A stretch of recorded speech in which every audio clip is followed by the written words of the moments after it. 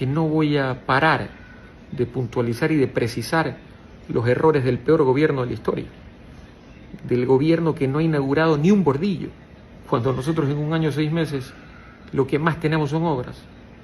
Y te mando un mensaje, mi amor. Aquí estamos todos apoyándote y el día de hoy se aplican las palabras que tú siempre dijiste. Resiste, resistencia.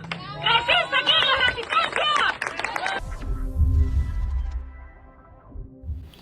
Y casi la mayoría de los medios han contado por qué Aquiles está detenido. Unos dicen el frentazo al poder que lo llevó a la cárcel. Otros dicen que fue la decisión de denunciar los puertos. En fin, pero cada día hay una versión diferente. Lo cierto es que nosotros estuvimos tras la pista.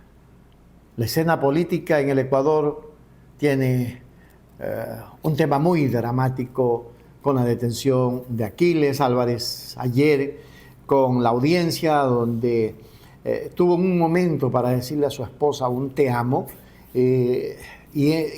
saliendo desde donde estaba para ir al carro que lo iba a trasladar a la cárcel del Encuentro.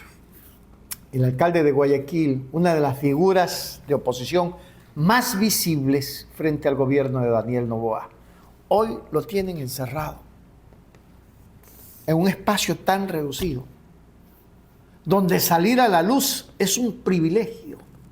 Lo que hizo fue defender los derechos que hoy nosotros no tenemos. Y el día de hoy realmente les agradezco a todos. Les agradezco a todos por estar aquí, por apoyarlo. Y te mando un mensaje, mi amor. Aquí estamos todos apoyándote y el día de hoy se aplican las palabras que tú siempre dijiste. Resiste, resistencia. Resiste, Aquiles, resistencia. Resistencia, resistencia, resistencia, resistencia, resistencia, resistencia, resistencia, resistencia, resistencia, resistencia. Aquiles, quiero que sepas que tienes a todo un país respaldándote. Así que no te des por vencido y sigue con la lucha, sigue resistiendo porque tú puedes, eres un guerrero. Resistencia, resistencia, resistencia, resistencia, resistencia, resistencia, resistencia, resistencia. Es terrible, Ecuador. Lo que comenzó como una disputa administrativa por el control de la obra pública y garantías soberanas, ya escaló hasta convertirse en un proceso judicial bajo el nombre de AAA. Según los testimonios y documentos audiovisuales, la defensa del burgomaestre sostiene que su encarcelamiento no responde a criterios jurídicos técnicos, sino a una retaliación política directa por haber frenteado al poder en temas críticos para la ciudad. Y tengo un video, no el video anterior, es un video que él lo graba de aproximadamente 8 minutos. No es el video que ustedes conocieron, es un video donde hace una narrativa de su vida, donde él dice cómo empezó. Vamos a mirar. Mi abuelo nació en el 1933, como les dije.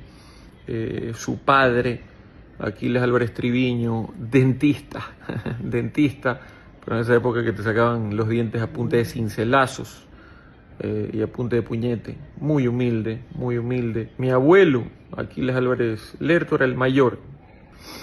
Y mi abuelo nació en la pobreza, vino abajo. Conoció a mi abuela cuando mi abuelo manejaba un camión de la Coca-Cola repartiendo colas. El papá de mi abuela fue uno de los fundadores del Banco de la Previsora.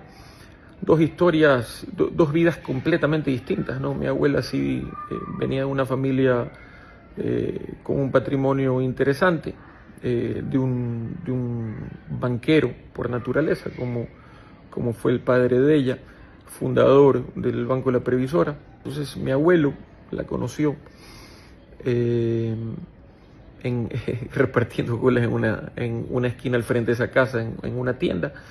Y le empezó a dar la vuelta, a enamorarla, ella salía al balcón, que por aquí, que por allá, mi abuelo le coqueteaba, le guiñaba el ojo, hasta que se enamoraron muy jóvenes. Se fue a trabajar como distribuidor de café y cacao, primero empleado del grupo Maspons, que eran los reyes del cacao en la época de café y cacao, que fue maravillosa, ¿no? Y empezó con créditos a tener sus camiones. Llegó a tener, si no me equivoco, 8 camiones, y empezó ya a distribuir, a comprar y a vender café y cacao en todo el país, y empezó a generar recursos. Vino una época fea en el café y cacao, como todas las épocas, y empezó a tener problemas económicos. Mi abuelo, más allá de que se hayan ido a la quiebra y demás, había un patrimonio de bienes inmuebles importantes.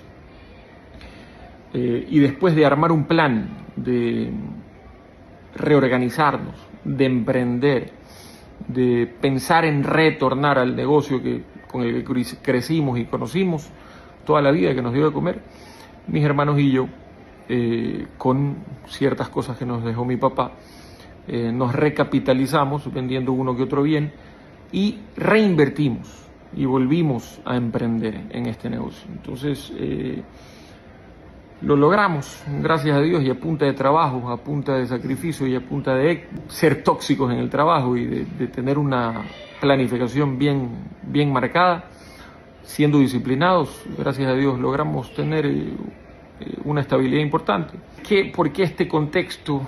Porque es importante, porque hay mucha gente que habla tonterías, ¿no? Nosotros trabajamos, emprendimos, damos trabajo, pagamos impuestos, están en el SRI totalmente declarados. A partir de ahí, a partir de ahí, paralelamente, vino la opción de Barcelona, maravilloso, lindo, y vino esta oportunidad de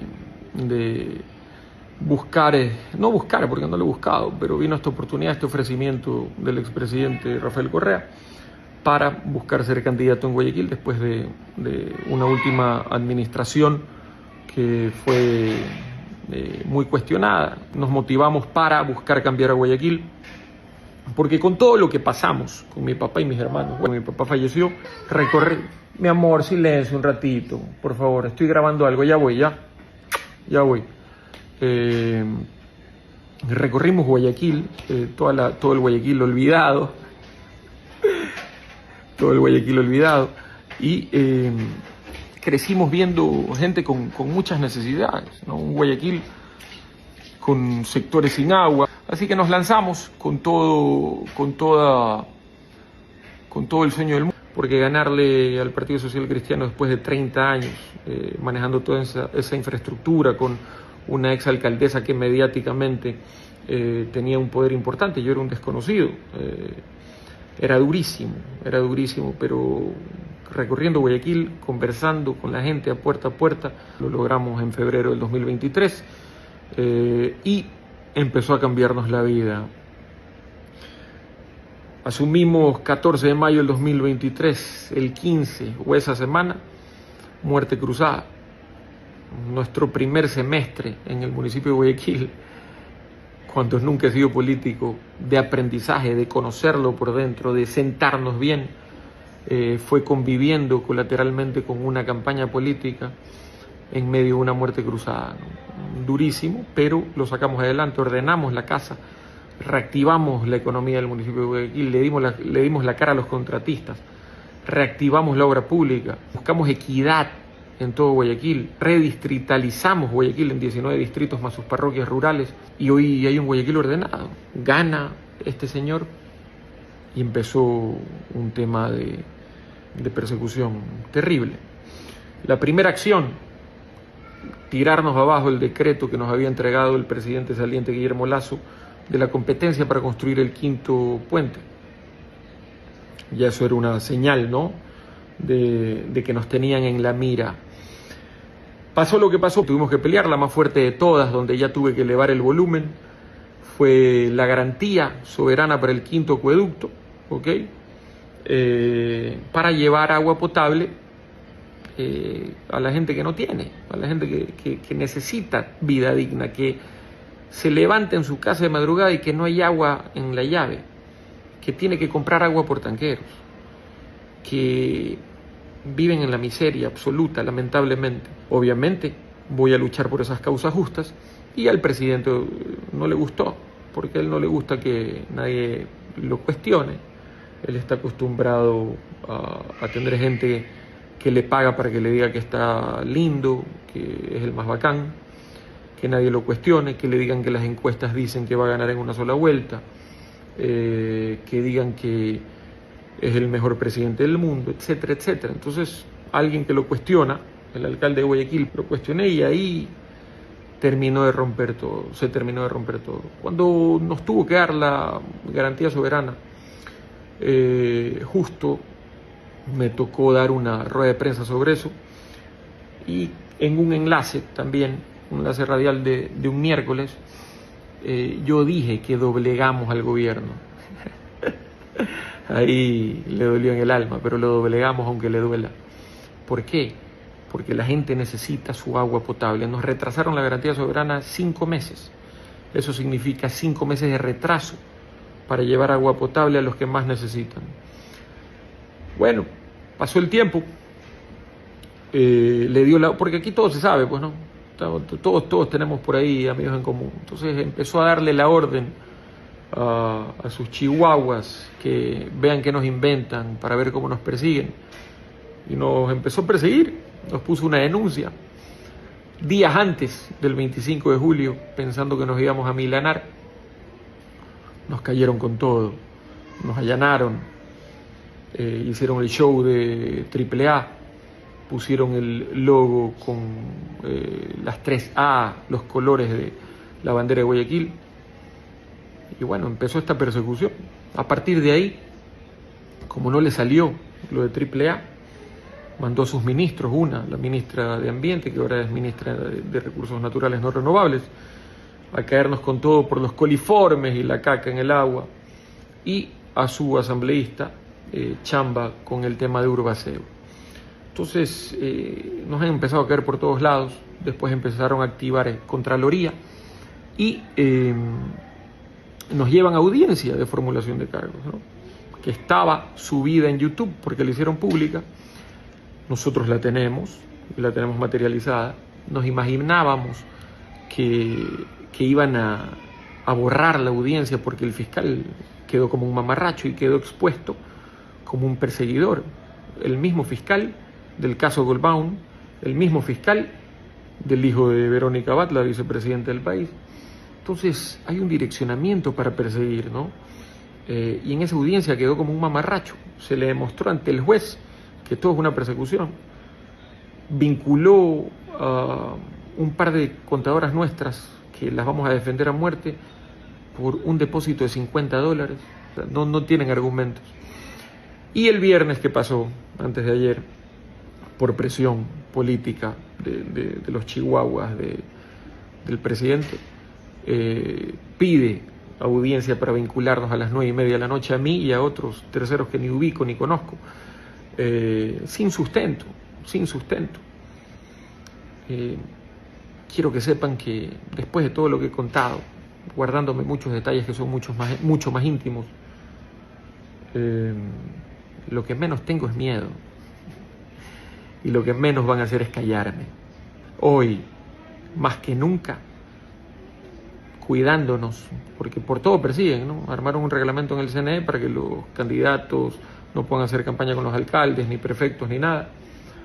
Pero como dijo el presidente Lazo en su momento, yo no les voy a decir por quién votar, pero sí les digo por quién no votar.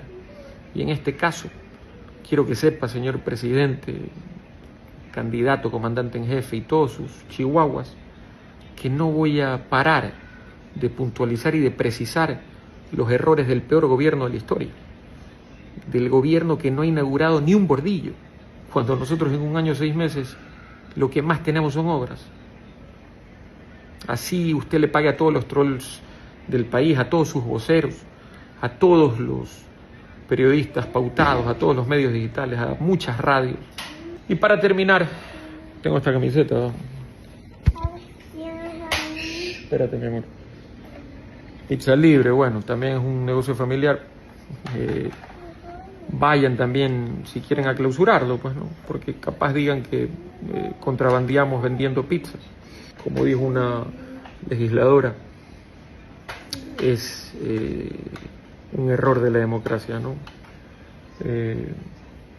Lo único que lo mantiene fuerte es que ha concentrado el anticorreísmo puro y se ha dedicado a polarizar y a sembrar odio. Yo hablo siempre con el corazón. Algunos, no hagas eso, mijito. Algunos, la percepción que tienen es de que soy muy bravo, que soy un poco malcriado, pero hablo con el alma y hablo con el corazón. Jamás con libretos y jamás vendiendo humo. Siempre van a ver en mí un tipo transparente y serio, que han perseguido 8 meses y que no han podido demostrar nada. Y que la audiencia, cuando se instale, la voy a transmitir en mi cuenta de Twitter, para que todo el Ecuador vea cómo el mamarracho del fiscal no tiene ni un elemento de convicción. En cambio, en Petronovoa, lo que más hay es desvío, ¿no? Está totalmente comprobado, pero nadie habla de eso. Así que vamos a resistir, no vamos a parar. Y nada nos va a amilanar. No quiero sacarte porque lo que más hay, lamentablemente, es gente mala, y yo no comercializo con mi familia ni busco votos enseñando a mi esposa ni a mis hijos para tocar teclas sensibles, ¿no? Nosotros, cualquier voto que se tenga, mucho, poco, lo que sea, que gracias a Dios hay un respaldo importante. ¿Sabes cómo lo capitalizamos? Para que aprendas, trabajando, haciendo obras. Y la última para cerrar. Si quieren olvidarse del correísmo, de Correa y demás, con todo el cariño, que llegue un gobierno que haga obra. Como se dedican a perseguir a Correa, no hacen ni una obra.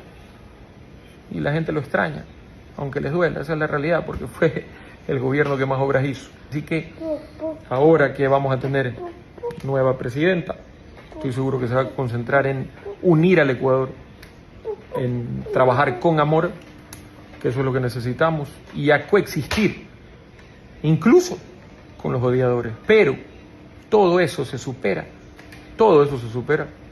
con una gran gestión. Un abrazo grande.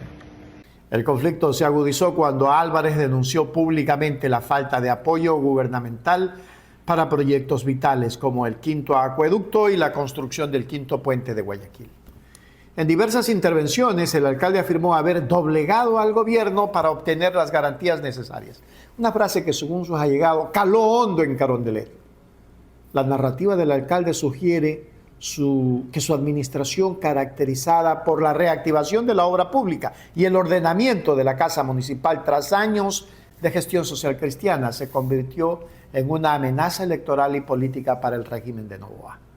Yo no soy adepto, no soy amigo del alcalde, ni siquiera del abogado, no me interesa el tema político absolutamente para nada, pero lo que sí voy a decir de manera categórica es lo siguiente, que en el marco procesal penal se aplican principios rectores. Hay que entender que las personas privadas de libertad por una medida cautelar de corte personal tienen derechos. Hay que entender que quienes son sujetos procesales tienen derechos, y también hay que entender que en el marco de un procesamiento, los abogados, los sujetos procesales debemos actuar con lealtad procesal y en igualdad y equidad de armas. Si yo estuviera siendo el fiscal que de pronto sustancia esa causa en este momento, sí le pediría yo al juez, al tribunal, que efectivamente en igualdad de armas nos convoquemos en un lugar donde no se pierda el tema de la continuidad y donde la acción discursiva de ataque y de defensa tenga la respuesta inmediata, que definitivamente es lo que caracteriza este sistema procesal penal, lo que se llama el principio de inmediación, que no puede ser limitado por ninguna acción, tanto de jueces ni de los sujetos procesales. Pero estoy hablando desde el ámbito técnico, porque si yo voy a pelear con una persona con ventaja, esa victoria que yo voy a obtener definitivamente no es bien ganada. Punto. Desde el ámbito legal, la controversia es igualmente intensa. El abogado Joselito Argüello y otros miembros de su equipo de defensa han denunciado vulneraciones graves al debido proceso. Critican que las audiencias se realicen dentro del centro penitenciario, limitando el principio de inmediación y lealtad procesal, lo que deja al alcalde en un estado de indefensión técnica. Además, se cuestiona la espectacularización de los allanamientos y el uso de la fiscalía para vincular a colaboradores cercanos por montos que la defensa califica de insignificantes, reforzando la tesis de una persecución brutal dirigida. Por su parte, el entorno familiar de Álvarez tomó un rol protagónico en la resistencia. Su esposa, Fiorelia Icaza, se convirtió en el rostro de las movilizaciones en los exteriores de las unidades judiciales, arengando a simpatizantes con consignas de resistencia. Mientras tanto, el propio Álvarez, en videos grabados desde su entorno personal, mantiene un tono desafiante y transparente, asegurando que no tiene miedo y que su gestión es su mejor defensa. La detención es vista por sus seguidores no como el fin de una carrera, sino como el inicio de la nueva etapa de confrontación política. En conclusión, el caso de Aquiles Álvarez es el reflejo de una polarización extrema en la política ecuatoriana. Mientras el gobierno argumenta una lucha contra presuntas irregularidades, la narrativa del alcalde y su defensa consolidan la imagen de un preso político castigado por su carácter frontal y su capacidad de gestión independiente. El desenlace de este juicio no solo definirá el futuro de Guayaquil, sino que pondrá a prueba la independencia de las instituciones judiciales frente al Poder Ejecutivo. Concluyo con esto, muy simple. ¿Lo van a dejar en libertad o van a proscribir a un hombre que se convirtió en el líder de Guayaquil y hoy del país? Porque no pueden negarlo. Hoy Aquiles Álvarez es un líder nato del Ecuador. Y quiero mirarlo en los comentarios. ¿Qué crees tú? Si se lanza Aquiles y Noboa, ¿quién crees que gana? Ahí se las dejo. Hágase miembro plata, miembro oro, suscríbase a Hechos Ecuador Noticias. No se olvide de dar un me gusta, compartir, dar un super chat, pero sobre todo comentar. Los leo en los comentarios. Hechos Ecuador, suscríbete ya. Hechos Ecuador, suscríbete ya. Hechos Ecuador, la verdad está ahí. No te pierdas nada, cada día algo nuevo. Conéctate al canal y mantente informado. Siempre estamos aquí para darte lo mejor. Hechos Ecuador, claro, la verdad sin temor. Hechos Ecuador.